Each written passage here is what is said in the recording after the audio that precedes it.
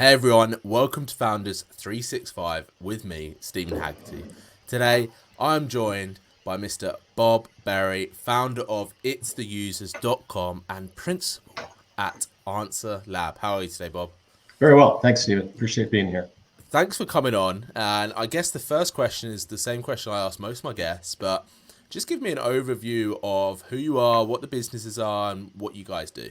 Excellent. So I am a user experience expert, and we help major brands with creating the best kinds of experiences that are going to generate the business results they're looking for and generate the responses from users, prospects, customers that are going to help them reach their goals.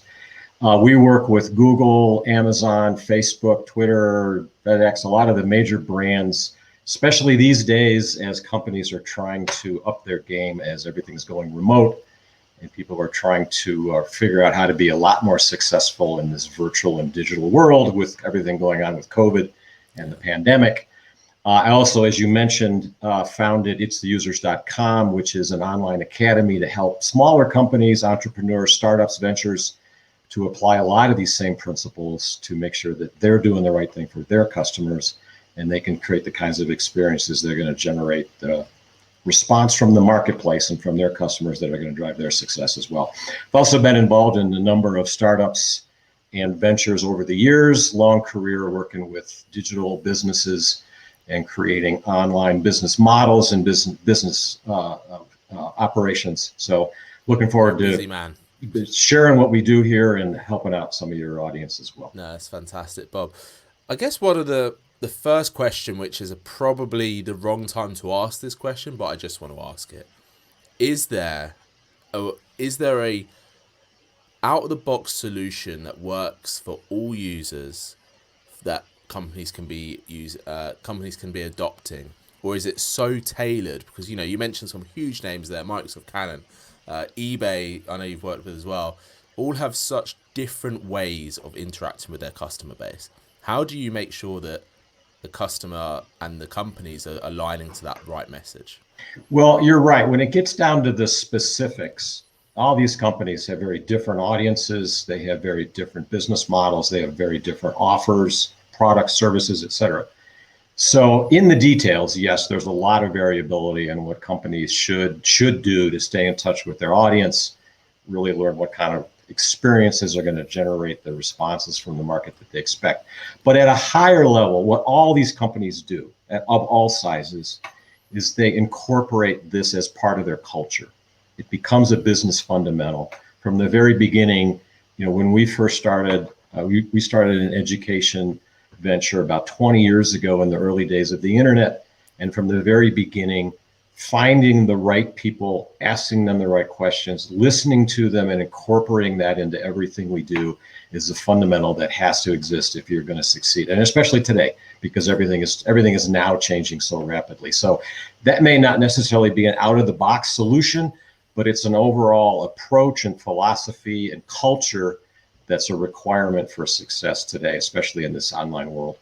Oh, for sure. Do you think that companies now make sure that those systems and that sort of procedure with the culture and the way they deal with customers is adopted far earlier on than, I guess, 10, 20 years ago?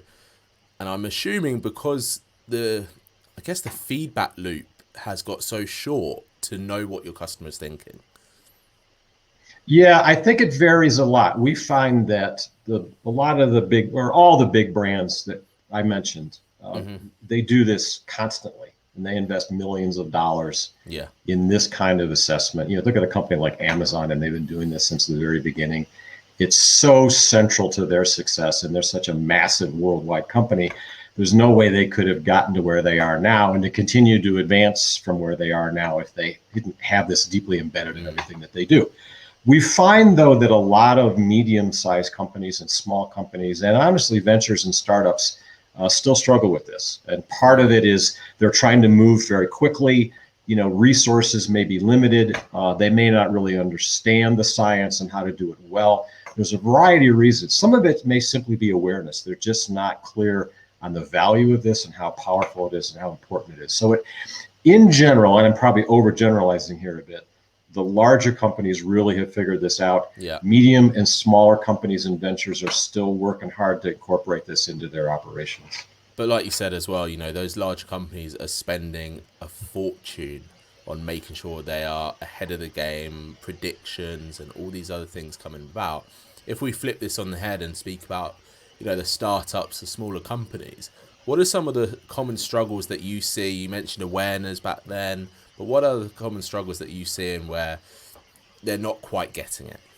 Well, I think one of the most fundamental aspects of this, and if anyone is doing a startup at whatever stage you're at, from the very early idea stage, or if you've already gone through various rounds of funding, or you even have products or services in the market and you're already serving customers, you know, from the very beginning, making sure that the unique selling proposition that you're bringing to the world is actually valid.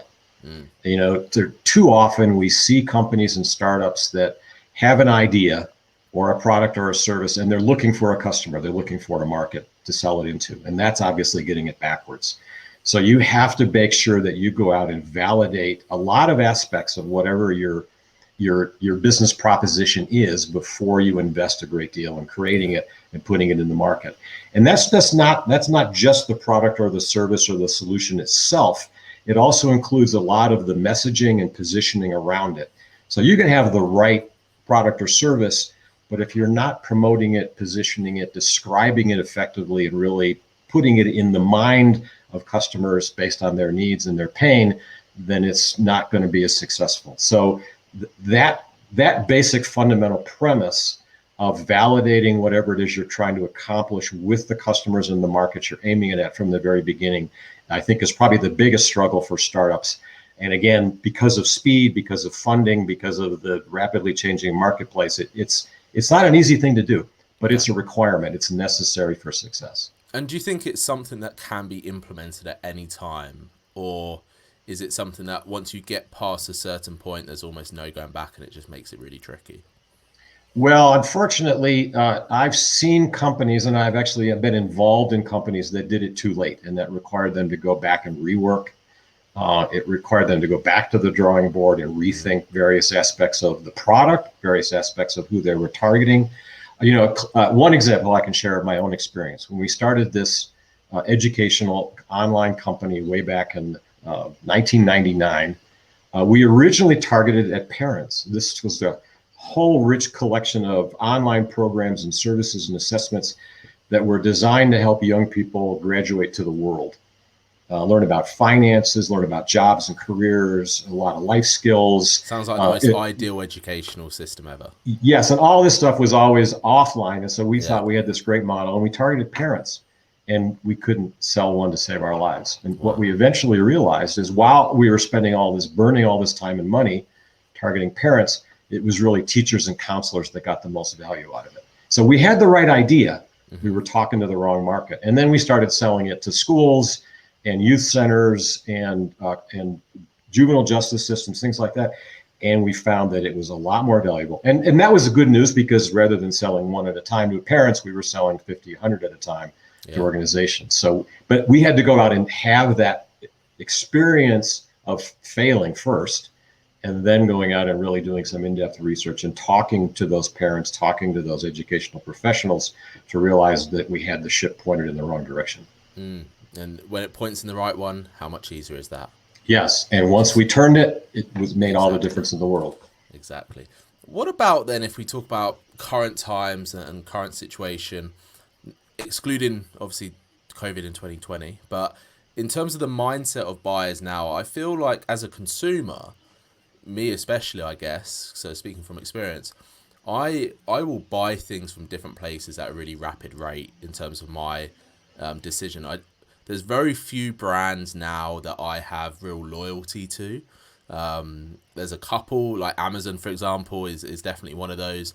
But how do brands and businesses now get that connection and try and claim that user loyalty when there is just such a vast amount of choice? Yeah, that's a really good question. So when we talk about user experience, I think a lot of people tend to think of sort of the classic definition of that, which is usability.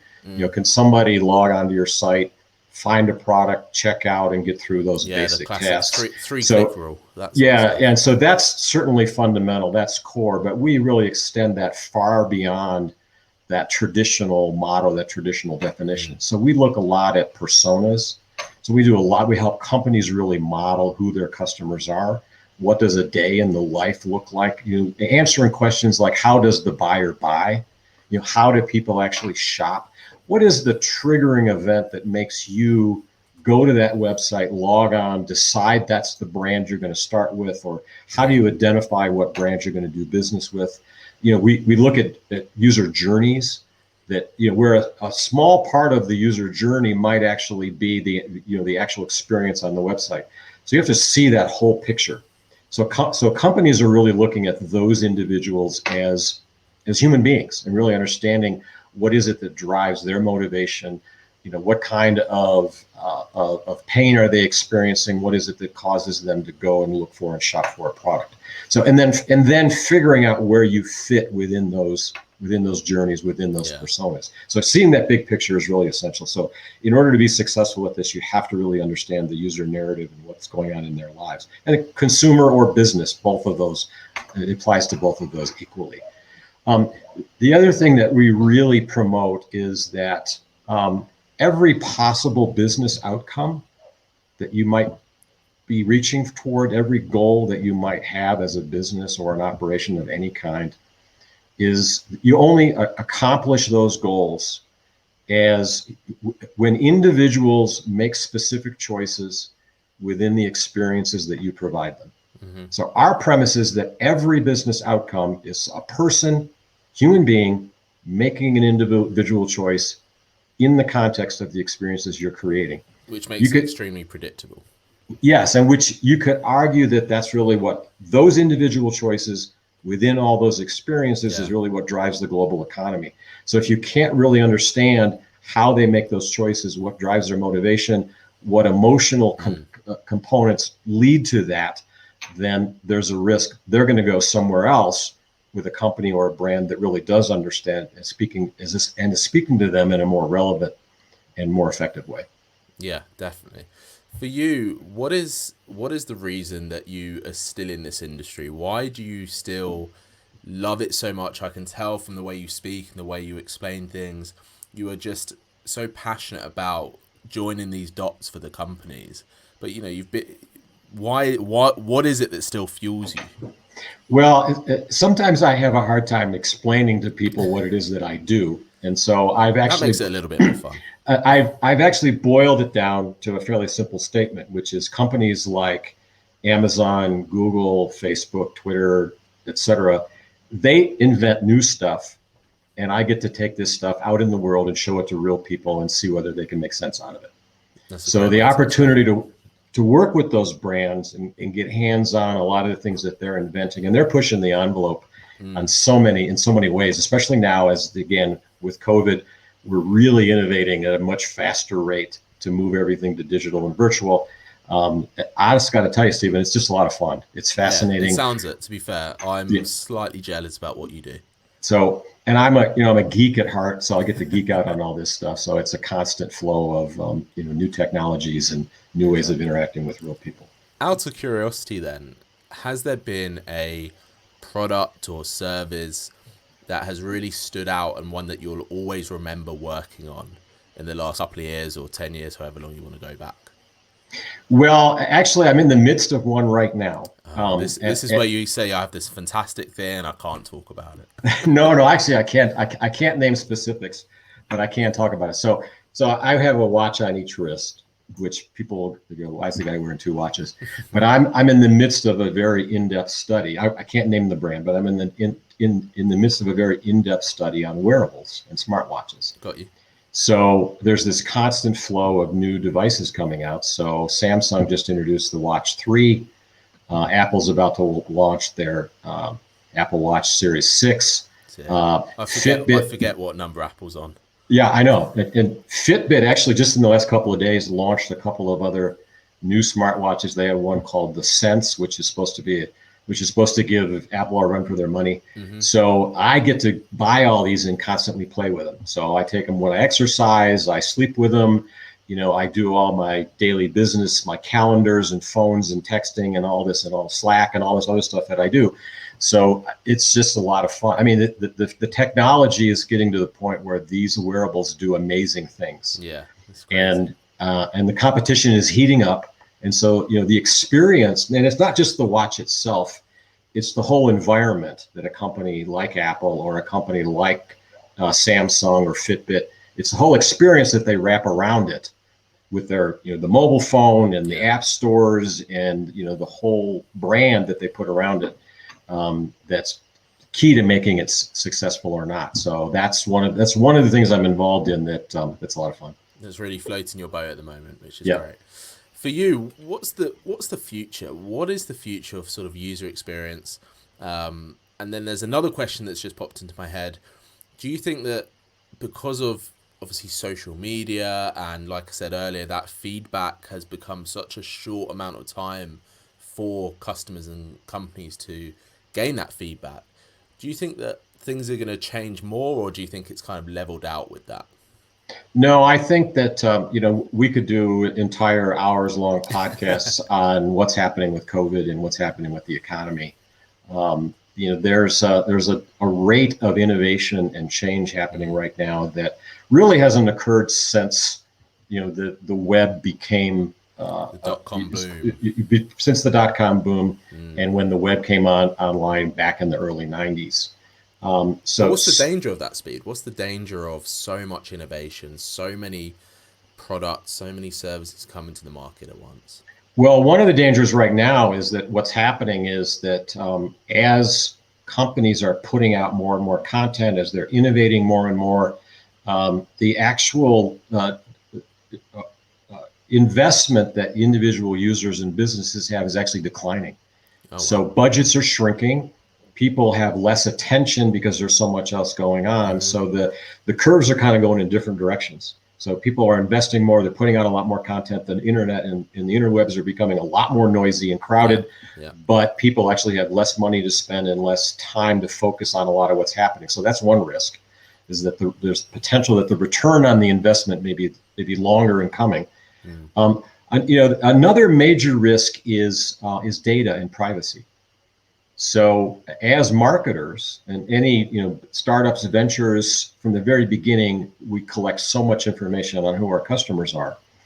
But with the world we're living in right now, it's questionable how much of that data is still valid, because businesses are changing. Some businesses are closing. So quickly. People are getting laid off. Are these email addresses still valid? So there's a need to actually revalidate a lot of the data models and the information sets we have about our customers and markets. That's another risk.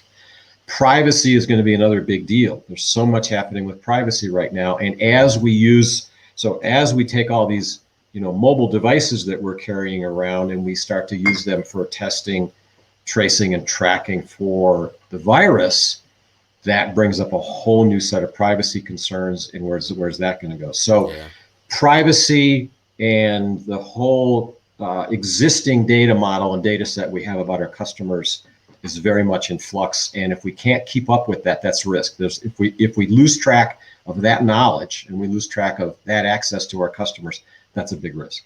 For sure. On the privacy side of things and the data side, do you think there's a risk that the users themselves are gonna sort of lock that down and stop that? Because it's one of these, I always like to call it like a Facebook conspiracy, isn't it? Where you see these ridiculous sort of posts and actually they don't really have any information to them, but it gives you a real insight into how people are thinking about these things. And I guess it all boils down to just misinformation, not really truly educated in the right way in terms of what people do with data and what people do with privacy. I know here in the UK and Europe, we had the GDPR come in a couple of years ago, I think it was now, and that put everyone's back up against the wall, panicking about doing the wrong thing. But actually, it's just all about doing the right thing in the right way, and you can still have the same result. So for companies that are so linked to having that sort of open portal of data and information from their users, is there a risk that those users could start limiting that and could start limiting the amount that they're giving out? Yeah, I think that's already happening, Steven. So when GDPR came out, couple of years ago, we actually did some fairly in-depth studies with a large number of users. And what we found is that users sort of fell in three categories.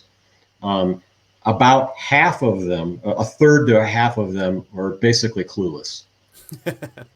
Simply put, I love it. I mean, they even when you brought this subject up, they would think of identity theft and people like, getting hacked. It's so and extreme, isn't yeah, it? it's so extreme, and they're like, yeah, I guess that's a risk, but I've never had it happen to me, so I don't worry about it. Yeah. And then there's another sizable chunk, again, probably about at least a third, who are kind of aware of it and maybe have gone into some of their apps and tweaked some of the privacy settings and kind of pay attention to it. And then there's a small percentage, maybe about 10% of really tech savvy people who really understand this. But now with everything that's going on, and then the privacy thing is coming up in a lot of other ways as well. So like with a lot of the protests, police are using cameras, and there's a lot more actually questionable behavior going on by authorities around privacy and tracking people. That's going to raise the awareness with the virus and what's going to happen with our mobile devices. That's going to raise the awareness. So a lot more people. So that huge population that are clueless, or that middle population that kind of knows about it, they're now becoming a lot more aware, a lot more sensitive, a lot more informed. And so that means we're all going to have to do a better job of our own privacy practices if we want to be able to stay in touch with those people as customers. Yeah. And how do companies then keep up with that? How do they keep up with the vast amount of speed of change? Well, it's very difficult. I think that one of the ways, again, is that direct contact with users. So as we're going to hire you, step one. Hire us, step one.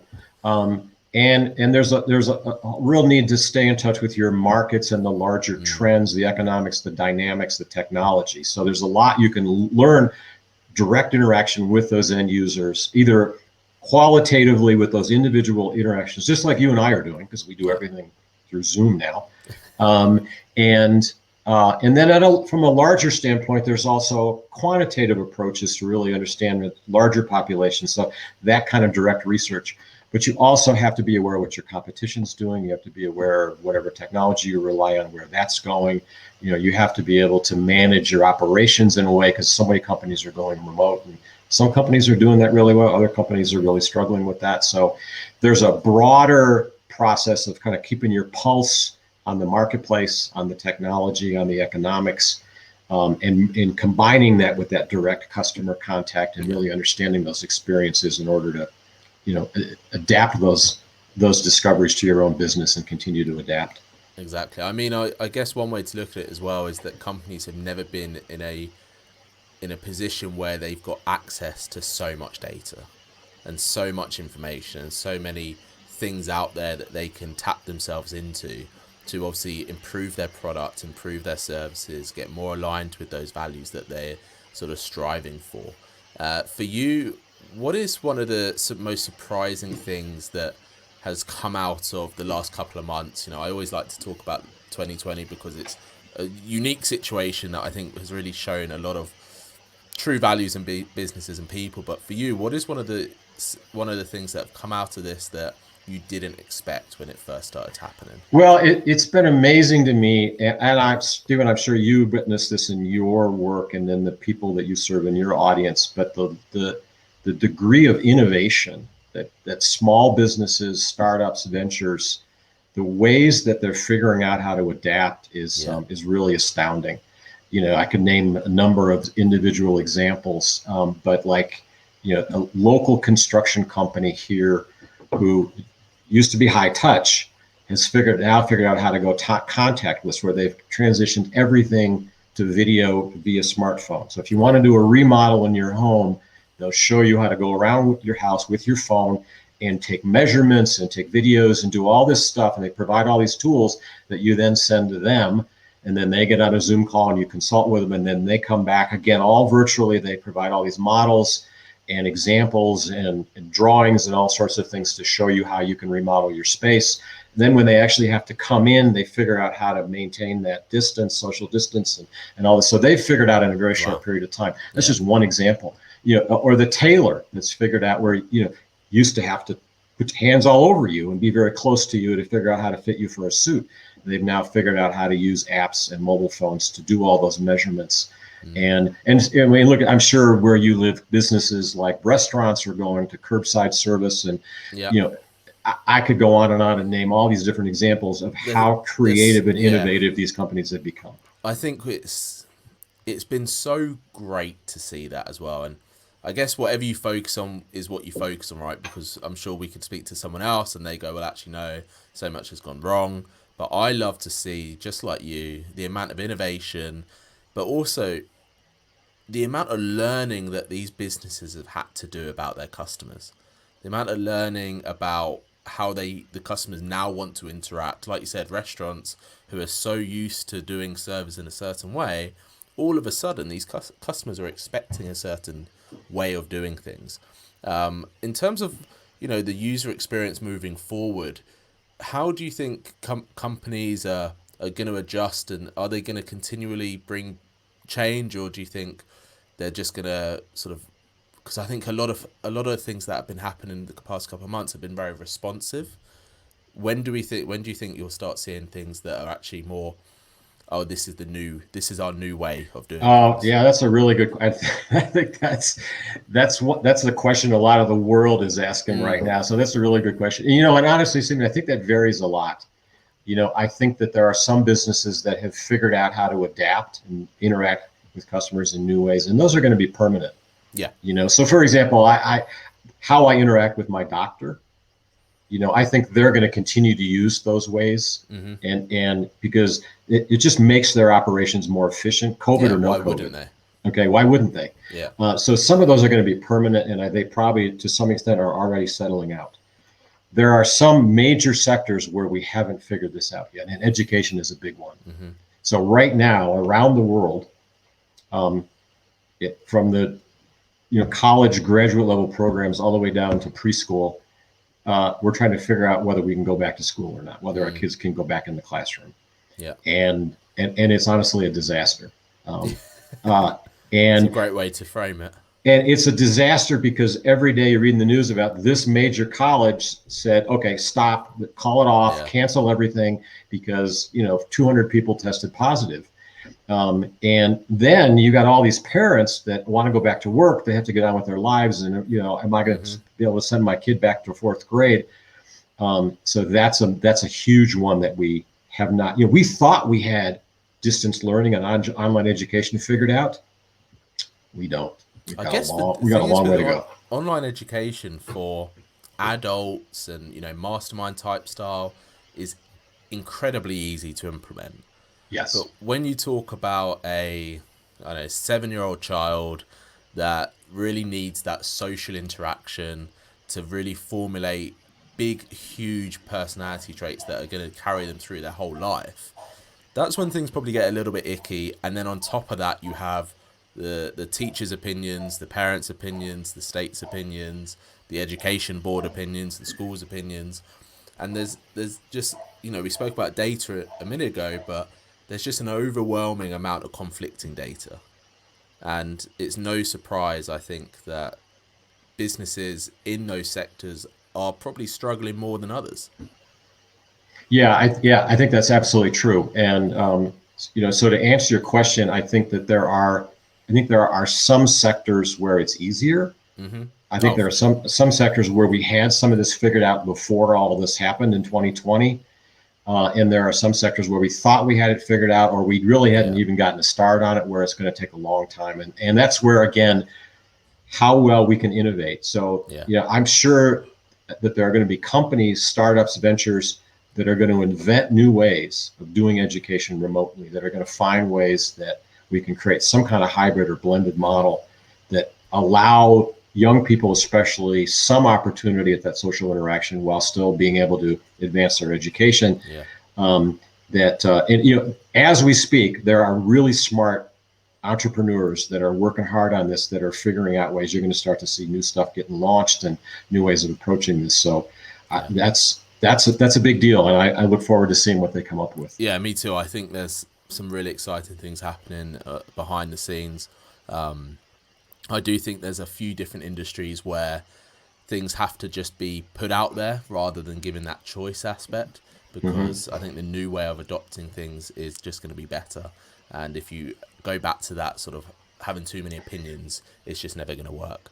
Well, you raise a good point. So a lot of the services that we provide, some of it is done behind the scenes. So when one of those major brands has a new platform or a new e-commerce system or a new learning tool or whatever, a lot of times we'll test them in the prototype form before they go public.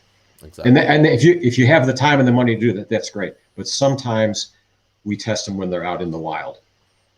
And there's actually benefits to doing that kind of in the wild testing because you get a much more realistic view of what people struggle with and where they succeed, where they fail. So yeah, to a large extent, it's going to be the actual users, the actual customers, the marketplace that's going to prove whether these are going to succeed or not. And it's critical that you go and evaluate those experiences in the wild as well, because that's honestly the best place to really find out whether you're on track or not. And I guess the time aspect as well is going to force a lot of that in the wild testing. Because people just don't have the time for new innovation at the moment if they want to solve the current world's problems. If we talk about totally 2 days problems, that they need to get it out there, it's not going to be perfect, they need to change and test as they go along. But like you said, very interesting times, and I think where you sit in terms of your role and your business, it's an incredible insight for you to see like the future and what's happening, and to help these companies to really connect with the customer today rather than the customer last month or last year. That's right. Yes. Which is fantastic. Yeah. Bob, listen, I have thoroughly enjoyed this conversation. So my last question to you is, how can people find out more about you? How can people find out more about what you do and connect with you? So we provide a very in-depth set of learning materials and content. So if you really have not dipped your toe into these waters and really want to understand how the experiences are going to drive your success, how they're going to drive every one of those individual human choices that are going to lead to you realizing your goals, then if you go to our landing page, which is ItsTheUsers.com/COVID 2020, then you can sign up for some very in-depth starting tools to really understand this whole system and apply these to your own business and your own success. There's also a lot of advanced tools there as well. So it's ebooks, resources, methods, practices, and a lot of what these big brands are doing too, boiled down to ways your audience, or if you have a startup or a small business, you can figure out how to do this on your own or with some help. And if you sign up for that library of materials and tools, I'll also give you a free consult where we'll talk about your business, your challenges, your own professional situation, and try to come up with some answers and solutions that you can apply right now. So again, that's ItsTheUsers.com/COVID 2020. Sign up and we'll get you started. I mean, that doesn't sound like a better offer from that today. So thank you for sharing that. Bob, listen, thank you so much for coming on. Like I said, I look forward to just seeing how you guys cope, and I'm probably going to be emailing you now to be like, hey, what are some other things that are coming out that you can't talk about? So I love that kind of stuff. Thanks for having me, Steven. It's been a lot of fun. Bob, thank you so much. Thanks everyone for watching and listening. This has been Founders 365.